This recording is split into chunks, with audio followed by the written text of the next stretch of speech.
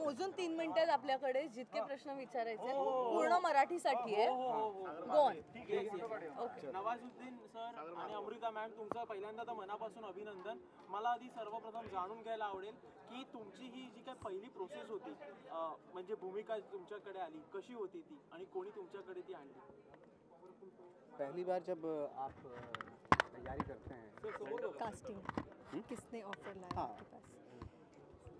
मैं उसी की बात कर रहा हूँ कि कास्टिंग जब करते हैं तो आप मेरे ख्याल से मुझे ऐसा लगता है कि भाई वो देखते हैं कि वो ऐसा देखते हैं कि कौन इसके करीब होगा, क्या और कौन इसको निभा पाएगा. कॉन्फिडेंस होता है, इंटरनली एक कॉन्फिडेंस होता है जो कास्टिंग करता है उसका. तो उसमें तो मेरी अगर देखा जाए तो राव साहब ने कास्टिंग की है. तो पहली बार उन्होंने मुझे कॉल किया था तो उन्होंने बताया कि आप ठाकरे कर रहे हो. डायरेक्ट ऐसे ही बोल दिया, आप ठाकरे कर रहे हो. मैं क्या ठाकरे कर रहे हो? तो मैं सर मैं नीचे गया. मैं thank you very much sir. मैं नीचे गया तब जाके मुझे यार ठाकरे मतलब इट्स वेरी डिफ़िकल्ट, बहुत डिफ़िकल्ट कैरेक्टर है, कैसे होगा क्या होगा. लेकिन खुशी भी थी, at the same time nervousness भी थी क्योंकि बहुत कॉम्प्लिकेटेड कैरेक्टर है.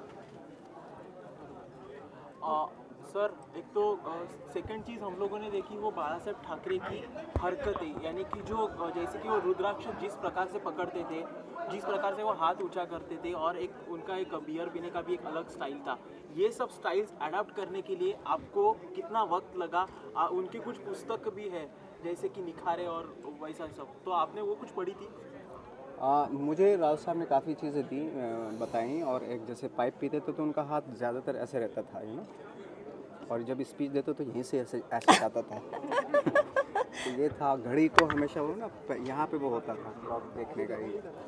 और एक स्पीच देते हुए बार बार ये थोड़ा सा ऐसे करते थे, है ना. और दोनों हैंड्स उनके चलते थे. तो बहुत छोटी छोटी चीज़ों पे काम किया. और जिसकी जो आई थिंक जो स्मोक करता है ज़्यादा, तो उसके क्या होता है कि ये पूरा मुड़ता नहीं है, ये क्योंकि निकोटिन होता है ना पूरा. तो उनका ज़्यादातर यहाँ ये रहता था.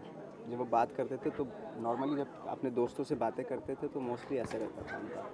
तो ये छोटी छोटी चीज़ों के अलावा जो उनका जो सोल था उसको पकड़ना बहुत मुश्किल होता है. ये तो हो जाती है स्कोर, ये तो हो जाता है ना, गेटअप हो जाता है, ये छोटे छोटे स्कोर हो जाते हैं. But main thing is soul, उसका वो कनेक्शन उनका, वो थॉट प्रोसेस उनका, वो बहुत डिफिकल्ट होता है. नवाज भाई, अमृता, मेरा मुझे सवाल दोनों से है, नवाजुद्दीन अमृता से. सर, ये जो first day of the shoot जब आप दोनों कैमरे के सामने एज अ ठाकरे उतरे और एज अ माँ उतरी, तो आपका अनुभव कैसे था और आप कैसे फील किए तो जब उस किरदार को निभाते थे? कितना प्यारा सवाल है. कैसा फील किया जब इनके साथ भी और अपने first time as a Thackeray? First time वो टीज़र में हो गया था. टीज़र जब था ना, वो जो पहले आया था, उसमें फील हुआ था कि यार बहुत बड़ी रिस्पॉन्सिबिलिटी है कि, और वो उसके लिए डेफिनेटली आपको हार्ड वर्क करना पड़ेगा. बाला साहेब ने इतना अमृता जी बताएंगे अब. आई थिंक पहली बार जब माँ साहेब एंड बाला साहेब के किरदार में, और या फिर क्या बोलूँगी, वेशभूषा में हम जब सेट पर आए थे तो शायद वो पालघर में था और एक होमली सीन था. एंड बहुत अच्छा लगा मुझे क्योंकि इतने सारे अलग फैक्टर्स थे. एक तो हम ब्लैक एंड वाइट में फिल्म कर रहे थे जो फर्स्ट टाइम है. To see myself in black and white is going to be amazing. To work with Nawazuddin, of course, is a huge. I think it's a huge. I won't say compliment, but I will say it's a bonus for any actor, co-actor, because acting is nothing but reacting. And when you have an actor like Nawazuddin with you, I think you just become a better actor. Sir, Nawazuddin sir, एक तो बाला साहेब ठाकरे की एक पहली खासियत थी कि वो व्यंग्य चित्रकार थे. और जैसे कि हम लोग देख रहे हैं कि पहला जो पड़ाव था वो व्यंग्य चित्रकार का था वो. तो सर, इस बहाने आपने कितने अपनी पेंटिंग्स आपने सीखी, उनकी कितनी पेंटिंग जानी, क्या ये एक पेंटिंग का अलग क्या अनुभव, आप क्या कहेंगे? पेंटिंग के बहुत सारी पेंटिंग की थी. जब हम लोग पेंटिंग का शॉर्ट्स हैं इसमें वो की थी तो थोड़ा बहुत कुछ स्केच किस तरह से वो पकड़ते थे पेन को. ये ऐसे होता था और ऐसे पकड़ते थे. पेन की निब यहाँ होती थी जो है ना, तो ऐसे पोर्ट्रेट करते थे. तो छोटी छोटी चीज़ों पे क्योंकि चीज़ों पे ध्यान दिया गया.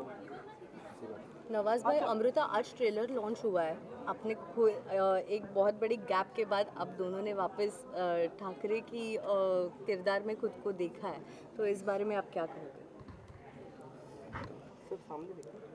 बहुत मज़ा आया ऑफ कोर्स, क्योंकि जब हम फिल्म शूट करते हैं तो हमारा फोकस कहीं और होता है, यू नो, एंड जब हम ट्रेलर देखते हैं तो हमारा फोकस ऑडियंस पे होता है.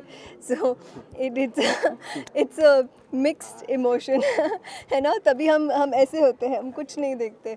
तो this is the time actually for us also, मतलब कि थोड़ा सा रिलैक्स करके एक सेलिब्रेट करने का और ऑडियंस का रिएक्शन देख के उसमें एक मज़ा उठाने का. अमृता, नवाजी साहब, आप जब किरदार को जब शूटिंग के लिए आते थे, तभी आपने बताया कि आपको लोग आपको जय महाराष्ट्र करीब होते हैं, तभी आपका वो फीलिंग उस समय फेल्ट कैसे आपको फील हुआ कि जब लोग आपको एज अ ठाकरे करके आपको विश कर रहे हैं? ऑफकोर्स बहुत अच्छा फील होता है. ऐसा लगता है कि अपनापन सा लगता है ना. जैसे मैंने बताया कि उद्धव जी ठाकरे साहब जब वो फर्स्ट टाइम शूटिंग देखने के लिए आए थे, पहली बार एक बार ही आए, वो भी काफ़ी कहने के बाद आए. जब आए तो मुझे खुद फील हो रहा था कि वो मेरे बेटे हैं. Nawaz, Amrita, a line on working with Sanjay Raut sir and Viacom and Karan. Rao साहब का जैसे मैंने बताया कि वो पहली बार ही देखते ही उन्होंने डिसाइड कर लिया था. और वाईकॉम से मेरा बहुत पहले का एसोसिएशन है, from the gangs of Wasseypur part 1 part 2. जी, और of course Sanjay Raut sir ने इस फिल्म को दर्शकों के सामने प्रेजेंट किया है.